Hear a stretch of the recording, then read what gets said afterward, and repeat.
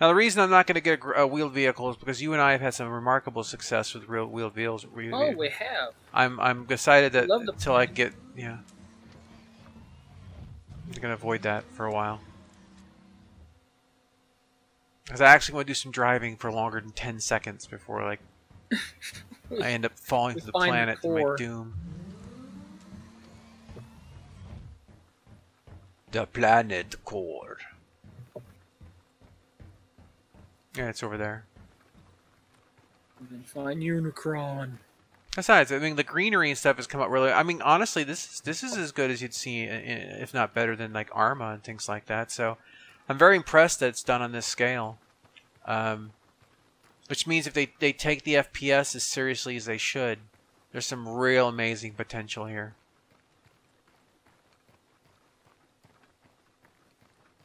Visibility and the, imagine being able to set up your house at a place like this. You just find an open field, and you have an underground base. You dock above. Your ship gets taken down below. There's so much potential. There really is. Can't overstate that. Did you buy the yellow one? Well, yeah. When they came out, I got the dual that had both of them.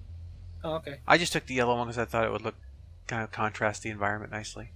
And it's honestly, if I could get this thing with a little bit of blue on it, it'd be my colors, not channel's colors. No, but the this I'm taking it nice and slow because these things are still somewhat wonky until we get like the hopefully the new model. It used to be they'd be like the faster you go, then the nose would go, which kind of plow itself in. I still hope that any flight with these basically is made at a heavy cost of fuel, because honestly, I don't know. I know there's some people who will enjoy the idea that these things can fly like ships. I think it's a terrible idea in every sense of the word. If for a limited time, maybe at the heavy cost of fuel. But even in the original pitch, these things were not supposed to be able to fly except in space. And that's the thing. The anti-grav lifts are only meant to work within a certain distance from the ground, and yeah, the only way for them to be in space is if you launch them from a ship. Right, because they use little thrusters and then they can push about. And not even then, it's not even that not even that fast. It's obviously mains driven and then it's rotation, whatever. But the point is that making these fly is a serious design mistake. It's like saying, why don't I make all my wheeled vehicles fly too? This is basically a wheeled vehicle without the wheels. That's the way it needs to be treated. It's a motorcycle. It's a speeder from Star Wars. It's what it is. Oh, yeah. You shouldn't be able to fly. You don't fly up and over the forest. You have a chase through the forest, and that's the thing too, that you lose like. There's gameplay scenarios that go completely in the toilet, exactly like I just talked about, the Endor moon chase, right, to the forest. Imagine if everyone could just fly up and over the trees. Would that have been as interesting? No. No. So, you're taking away that scenario. Like right now, if we were being chased and I had to hightail it through these woods, okay, we would lose those epic moments for good or for bad as far as your own personal outcome. But the point is that.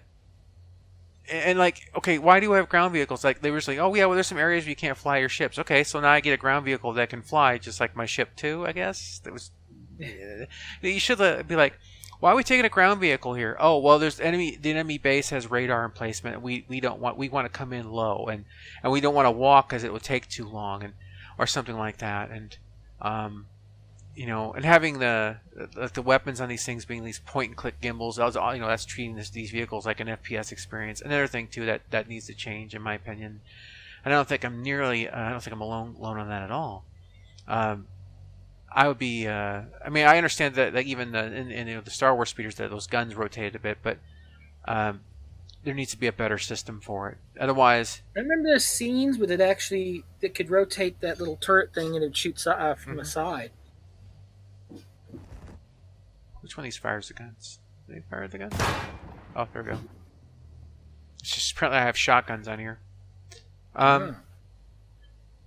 Anyway, so the point is that there needs it's just a lot of the things need to be brought to a more vehicular level than an FPS style. And if they just approach it that way, I think there'll be a lot more satisfaction to be found. And I think from what I've seen so far, in the around the verses and stuff like that. The way that Mr. Coulson is approaching it, like I like the way that John Pritchett did things. I think he's did a great job. I think what they're trying to do here when they talked about like reducing, like when Aaron was talking about reducing processing and stuff like that. I think what they're trying to do is that I think what the way that maybe JP did, and to a large degree rightfully so, was he went very hardcore sim, like in the what his engine was, what his thing was capable of, and frankly I would love to see that applied someday. And I think what Coulson's trying to do is trying to, like, from what they're saying with the reduction in the processing needed and stuff like that, with pretty much very similar results, is they're trying to like go back to the idea of sim light instead of hard sim, because I don't think that the hard sim stuff would ever fully mesh anyway. As I said, I'm just speculating here, but that seems to me like you can get like 95% of what you can do with the hardcore numbers, save all that processing power, a massive amount of processing power, and still fall within that kind of semi-fantasy world of science fiction meets some physics, kind of like mesh together without, So yeah, we'll have to see what happens with it, but I said this right here. I mean, for all the people who hate Star Citizen, I'm enjoying the scenery, especially when I see the different clusters of rocks, knowing that that's random. I mean, I don't get the hate. No, I'm not happy with the current flight model, but that's being changed. But this, the art design has nothing to do with the flight model. Right. That's a different I mean, department. They're working their keysters off, and look what they've done. Yeah, look what they've done. This is a whole planet. I can drive on this planet all day, literally in the real world all day, and I can, if I just point it straight, I could drive all day, and I won't even be back to where I started. I can spend the next probably 10 years on this planet and not see everything. Yes. And this is one. And you're gonna be able to put like houses and buildings and things and stuff down here. You're gonna be able to have, probably your fleet or your guild or whatever is gonna be able to go ahead and build, their own place in an area like this. That's gonna be your own. And it may be so remote that not another player never even finds it if they're not part of your organization. And, ooh, that's going up. Yeah. But so I mean, so much potential. And of course, I wonder if it's gonna be like Galaxies, where they're gonna tell you have to be this amount away from your landing zone. Oh, I don't know what see what they do. But the point is that I don't think it's gonna be that.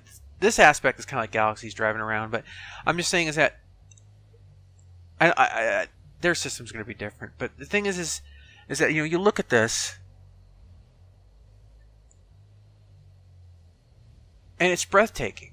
It's absolutely breathtaking. I don't see how people can sit there and say scam citizen or JPEG ship citizen or whatever, because check out the cluster of rocks and the boulders on the right hand side. It just showed up.